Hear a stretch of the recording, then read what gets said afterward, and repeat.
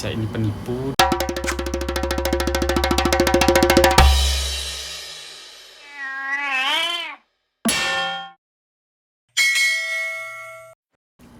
Halo semuanya, selamat datang di channel saya. Ini video pertama, jadi kalau videonya sedikit tidak asik, ribet, ya bertele-tele, I'm really sorry, karena ini pengalaman pertama saya. Jadi tujuan saya buat video ini pada akhirnya karena masalah pribadi gue sendiri yang begitu sulit mencari informasi mengenai bagaimana cara melaporkan pelanggaran hukum di negara Korea Selatan. Jadi seperti yang teman-teman tahu, beberapa bulan lalu, jadi ada salah satu oknum, mungkin saya sebut oknum. Si orang ini ngaku dari Vietnam dan sedang kuliah di sini. Dia mencemarkan nama baik saya. Dia bilang saya ini penipu dan segalanya dan bla bla bla, seperti yang ada di sini. Dan di sini dia nggak cuma ngepost tentang diri saya, informasi saya, tapi dia juga ngepost tentang orang tua saya. Dan itu yang pada akhirnya membuat saya memutuskan untuk melaporkan si orang ini ke pihak berwajib, ke pihak berwenang. Terlepas dari masalah yang saya hadapi, di sini saya pengen banget share ke teman-teman semua, terutama di Korea Selatan, yang saat ini merasa menjadi korban dari tindak pelanggaran hukum. Teman-teman wajib banget nonton video ini. Lo jangan khawatir, karena saya akan menjelaskan, berusaha sedetail mungkin gimana sih buat cara agar teman-teman bisa mendapatkan keadilan jika mengalami hal-hal yang tidak kita inginkan. Oke, dan ini juga bisa jadi referensi buat teman-teman agar apabila terjadi hal yang buruk di masa yang akan datang, teman-teman udah punya persiapan, udah punya ilmunya. Oke, di sini saya akan bagikan dua versi. Yang pertama itu teman-teman personal yang datang kantor polisi dan ngurus masalahnya, atau yang kedua teman-teman itu sewa lawyer atau pengacara. Tergantung dari teman-teman yang mana yang ngerasa teman-teman lebih comfort, lebih pede buat ngelakuin. Tapi kalau saya pribadi, saya coba dua-duanya, karena yang pertama waktu itu kurang berhasil, jadi saya pakai cara kedua. Jadi yang pertama, teman-teman harus pastiin dulu itu tindak pidana atau tindak perdata, karena ada sedikit perbedaan antara tindak pidana dan tindak perdata. Karena biasanya ini berdasarkan pengalaman saya, setahu saya tindak perdata itu orangnya nggak bisa ditangkap.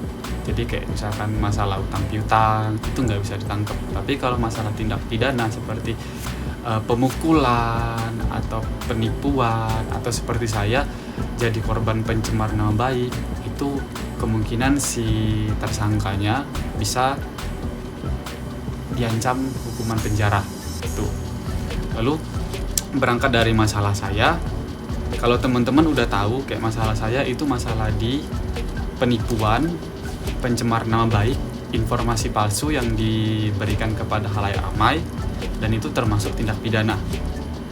Yang kedua, teman-teman siapin bukti. Oke, di sini teman-teman siapin bukti sebanyak-banyaknya yang mengacu pada poin-poin tindak kriminal tersebut.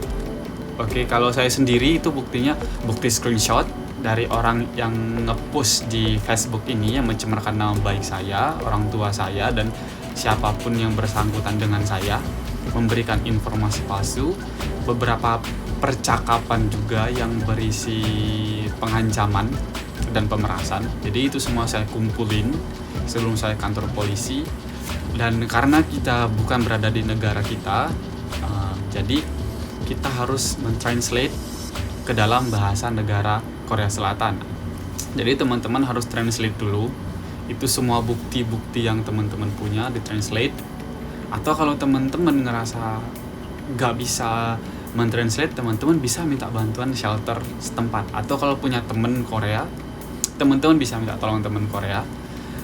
Yang ketiga adalah waktu. Apa maksudnya waktu? Jadi di sini teman-teman harus menyempatkan waktu yang cukup banyak untuk ke instansi-instansi terkait, mulai dari membuat laporan, udah investigasi dan mengikuti semua prosedur, itu menurut saya akan memakan sedikit banyak waktu teman-teman. Jadi kalau teman-teman merasa, oh saya saat ini misalnya sedang libur kuliah, atau oh saat ini saya sedang cuti kerja, saya rasa teman-teman mungkin lebih enak untuk mengerjakannya sendiri tanpa lawyer.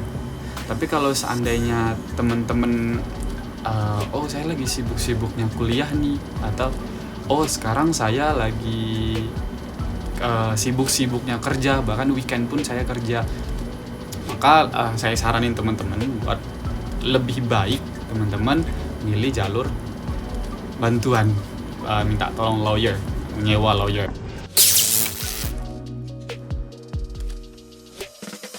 Buat teman-teman yang memiliki kendala dalam berbicara bahasa Korea, teman-teman jangan khawatir. Karena demi mendukung keamanan dan kenyamanan kehidupan warga asing di Korea Selatan, biasanya kantor polisi menyediakan translator dari berbagai negara, termasuk juga dari Indonesia.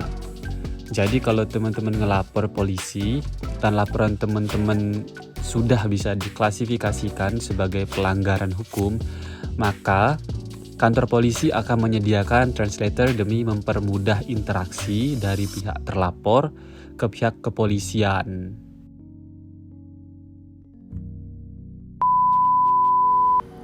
Oke, jadi sekarang saya akan beritahu teman-teman cara melapor ke pihak berwajib kalau teman-teman sendiri yang melapor atau tanpa pengacara, tanpa lawyer. Karena saya sendiri pertama kali itu ngajuin sendiri setelah saya translate dan semua bukti saya kirim, saya datang langsung kantor polisi, itu ditolak.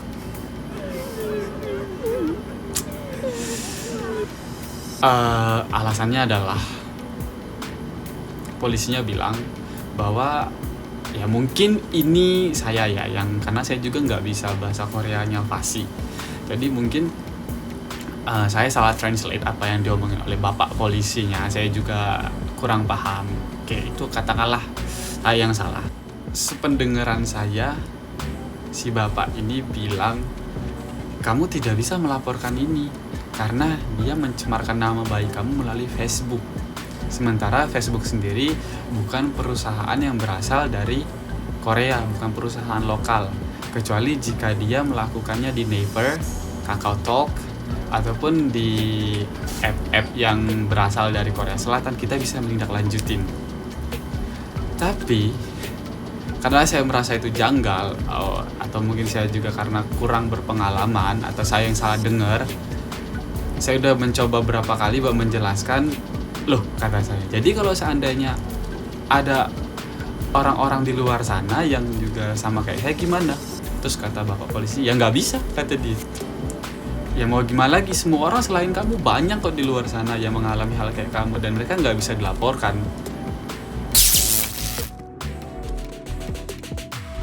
Akhirnya mau nggak mau saya ke cara kedua, yaitu melalui pengacara.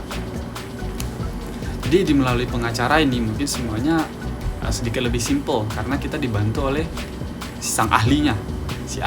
Oke, mulai dari pasal-pasal yang menentukan, mulai dari kemana kita harus ngambil jalurnya. Jadi semuanya lebih ke udah di set up sama si lawyer kita. Jadi saya ke lawyer, saya ke salah satu lawyer di Seoul. Ada juga orang Indonesia sebagai translatornya dan juga kerja di sana.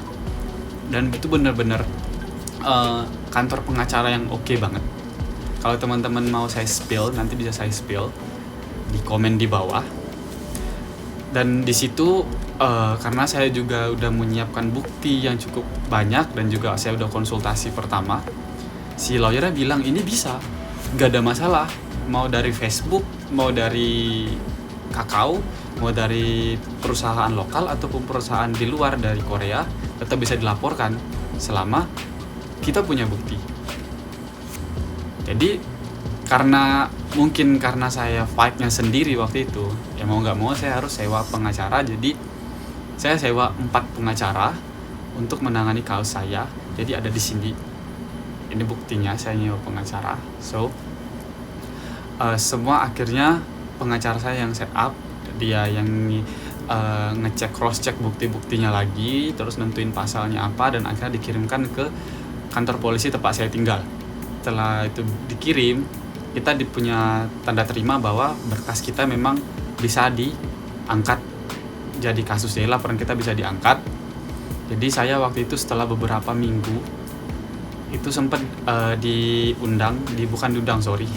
jadi disuruh datang ke kantor polisi buat memberi keterangan BAP. Jadi pertama kali itu saya beri BAP, ditanya, kamu kenal orang ini apa enggak, masalahnya gimana, orang ini statusnya siapa kamu, dan segalanya, dan banyak banget hal yang kayak gitu. Jadi semua ditanyain se-clear mungkin. Setelah itu saya nunggu lagi, dan itu cukup lama. Saya pikir mungkin karena masalahnya emang nggak urgent mungkin nggak urgent, jadi mungkin ya tidak secepat yang saya kira. Tapi it's okay, selama masalahnya itu kasusnya masih diangkat dan masih diproses, saya nggak masalah karena saya bisa bersabar. Jadi setelah saya BAP itu, proses berikutnya adalah saya diberitahu melalui pesan singkat atau SMS dari kantor polisi bahwa si terduga tersangka sudah datang ke kantor polisi dan udah diinvestigasi. Setelah diinvestigasi, akhirnya kita nunggu lagi nih. Kita nunggu itu lama banget. Jadi masalahnya itu lama banget, bisa 2-3 bulan kita nunggu. Dan setelah kita nunggu cukup lama, akhirnya ya masalah ini selesai. Dan setelah kita melalui tahapan-tahapan yang banyak, si oknum ini yang mengaku dari Vietnam yang sedang berkuliah di Korea Selatan ini akhirnya dijatuhin hukuman sesuai dengan pasalnya dan tindak pidana yang berlaku. Dan di sini keputusannya, ini saya blur beberapa demi menjaga nama baik si orang tersebut, karena saya nggak mau menjatuhkan dia bagaimanapun.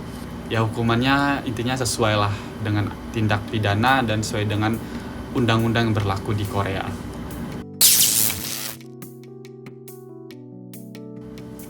Nah, sekarang saya akan jelasin ke teman-teman keuntungan dan kerugian dari melaporkan masalah teman-teman ke pihak berwajib, personal atau pribadi sendirian dengan melalui lawyer. Jadi keuntungan dan kerugian jika teman-teman melakukannya sendiri, pribadi, itu yang pertama, otomatis teman-teman jadi lebih banyak ilmu, lebih banyak menambah ilmu. Kedua, teman-teman memiliki kepercayaan diri yang lebih meningkat. Yang ketiga, ini yang menurut saya paling penting, teman-teman tidak keluar banyak biaya. Kerugiannya apa?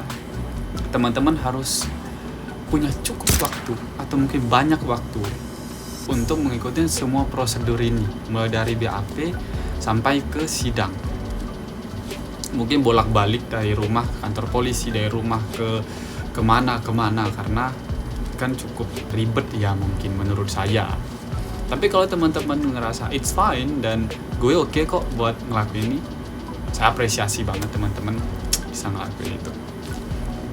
Terus kalau keuntungan menggunakan versi kedua, teman-teman sewa lawyer atau pengacara, ya teman-teman tidak perlu lagi menerjemahkan bukti-bukti yang ada, karena si lawyer yang akan menerjemahkannya ke dalam bahasa Korea Selatan. Dan si lawyernya akan membantu teman-teman secara intensif dari awal sampai akhir. Jadi dari BAP sampai akhir itu ditentukan si masalahnya ini, teman-teman punya pendamping. Jadi teman-teman ngerasa tidak terlalu confused, tidak terlalu grogi gitu. Dan teman-teman tidak kehilangan banyak waktu, karena sebagian besar itu udah di-handle sama si lawyernya, sama pengacaranya. Jadi teman-teman lebih ke tinggal nerima nerima hasil, kayak nerima kemajuan dari masalah yang teman-teman udah sampai di mana gitu.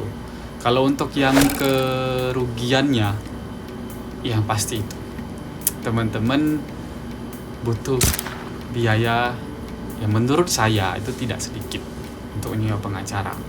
Tapi overall saya puas banget dengan pelayanan dari pengacara saya, terutama dari awal pertama saya konsul sebelum akhirnya saya memutuskan untuk meminta bantuan atau menyewa si pengacara ini, dia benar-benar profesional bahkan sampai akhir pun, dan akhirnya keputusannya dikeluarkan oleh kejaksaan, dia bersalah dan mendapatkan hukuman sesuai peraturan dari Korea dan undang-undang yang berlaku. Itu saya puas banget dengan pelayanannya. Jadi buat teman-teman, kalau seandainya ada masalah silahkan pilih sendiri. Teman-teman mau diem bersabar dan nanti blow up atau meledak kayak masalah saya, atau teman-teman mau lapor, teman-teman bisa pilih dua. Teman-teman mau pilih jalur mandiri, pribadi, personal, atau teman-teman sewa pengacara. Jadi itu semua saya serahkan ke teman-teman semua. Tapi saya harap tidak pernah tersandung kasus apapun, baik itu tindak pidana ataupun tindak perdata. Dan saya harap cuman sebagai penambah ilmu buat nonton video ini. Tapi kalau pada akhirnya teman-teman mengalami masalah yang seperti saya harap teman-teman bisa mendapatkan jalan keluar yang terbaik. Oke, itu saja sekian dari saya hari ini. Terima kasih banyak buat teman-teman yang nonton videonya sampai habis. Saya sangat senang banget atas hasil dari kantor polisi dan kejaksaan, dan saya sangat terima kasih kepada kepolisian, kepada kejaksaan, kepada lawyer, dan semua teman-teman saya yang masih mempercayai saya sampai akhirnya ada bukti yang dikeluarkan oleh pemerintahan yang menyatakan bahwa dia bersalah dan dia dihukum. Terima kasih banyak. Saya harap kalian semua menikmati video ini dan sampai jumpa di video saya berikutnya. Goodbye.